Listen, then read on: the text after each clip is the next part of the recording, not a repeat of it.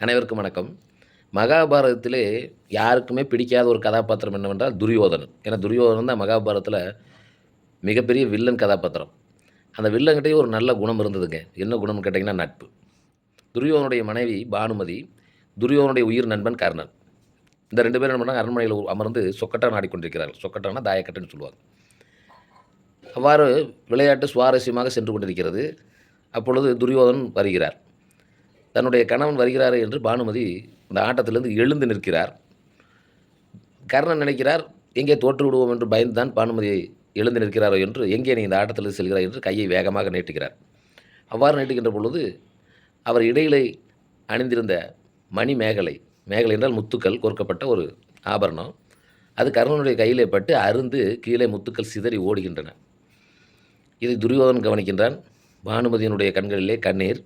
கர்ணன் அப்படியே நெஞ்சுடைந்து கண்ணீர் பெருக்கெடுத்து, ஐயோ இந்த பிழையை செய்து விட்டோமே, தன்னுடைய நண்பன் என்ன நினைப்பானோ என்று அப்படியே உயிரே போகிற மாதிரி நின்றுருக்கிறான்.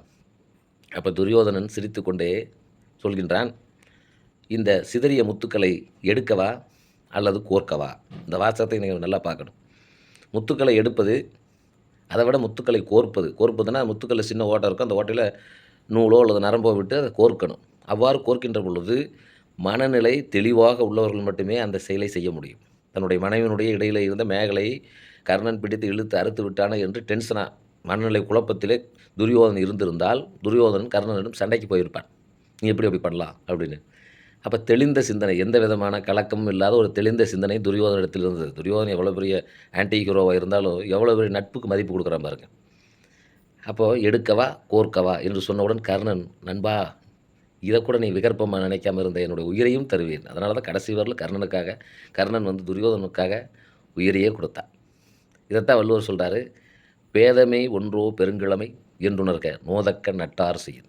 பேதைமை அறியாமையால் தன்னுடைய நண்பர் ஒரு தவறை செய்துவிட்டால், நட்டார் செய்யும் என்றால் நண்பன் தன்னுடைய ஒரு தவறை செய்துவிட்டால், அதை உண்மையான நட்புள்ளவர்கள் பெரிதாக எடுத்துக்கொள்ள மாட்டார்கள். இவ்வளோ அற்புதமான திருக்குறள் பாருங்க.